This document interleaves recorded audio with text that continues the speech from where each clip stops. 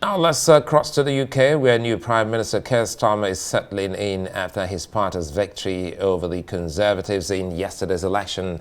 Starmer has already started forming his government and has announced the first few names in his cabinet. In his first speech as Prime Minister, Starmer vowed to restore trust in politics and build a government of service. He said Britain voted for national renewal and his government will serve all of its people, whether they voted for the East Labour Party or not.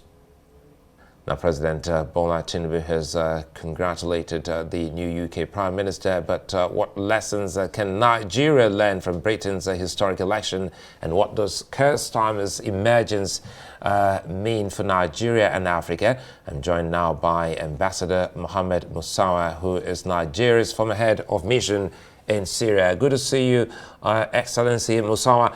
Let's first of all start off by this new wave in the UK. Nigeria's president has already congratulated Prime Minister Starmer. What would this mean for Nigeria and its democracy? Well, thank you so much, Suleiman, for having me. Any development in UK should be of importance to us because United Kingdom is a strong ally to Nigeria. In fact, one of the strategic partners that we have, with whom we share strong ties. And so any change of government should be of tremendous importance to us.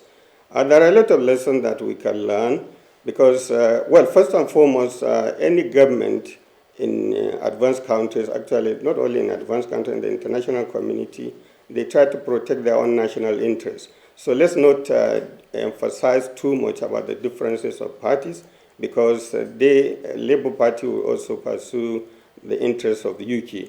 But all the same, if you compare the historical antecedent of the Labour Party, you will find that we have more to gain from that party. I remember when Tony Blair came to power in 1977, there were a lot of developments that were more or less developing countries friendly elements, like they introduced some measures to forgive debts to the poorest countries in the world. They also became the first country to sign the Climate Change Act. So these are important things that we should consider. And also the new government in UK now under the Labour Party, they came out with 5 visions. One of the 5 visions is about climate change and also about economic development. We can learn a lot because our own government here is also pursuing some avenues to help our own economic development. In fact, the Minister of Foreign Affairs had launched a new initiative in our diplomatic engagement, which he called 4D. The 4D comprises democracy, development, demography, and diaspora. So all these issues will be affected in these policies of the new Labour government. Well, Ambassador Musawa, earlier there, I'm sure you meant 1997. Speaking of Blair, erroneously you said 1977. I'm sure you didn't catch that. But quickly, let's talk more about, 1997, sorry, thank you, Suleiman. Yeah, I knew it was a slip. I caught that. So let's talk more about the economy and look at what Nigeria is going through and also what the UK is going through, which ultimately has brought in the Labour Party into government. Are there mutual areas you think both countries can work on to better the lot of the people? Well, yes. In fact, we can follow up to the previous government's initiative regarding our economic policy. In February, I think the United Kingdom and Nigeria signed Enhanced Trade and Investment Partnership, ETIP, I think. And under that is the first one they signed in Africa, actually, with any African country. So we can pursue that, and under that umbrella, under that framework, there could be a lot of investments and trade opportunities that we can follow up. And I believe that the new Labour government will not review that treaty. So definitely this is a starting point for us. And also, apart from that, the issue of migration would be another important area where I think our government should also do some engagements. considering that in their new 4D initiative they have demography and diaspora. We have a lot of Nigerians in the United Kingdom, and the policies of the Labour government, especially its immigration policy, we need to watch it closely so that we can protect our own nationals there. And then we should also find alternative skills acquisition, which the Labour Party has been emphasizing. They want to pursue that. So we could develop a bilateral relationship to send our youth in UK to learn some new skills under the new Labour government.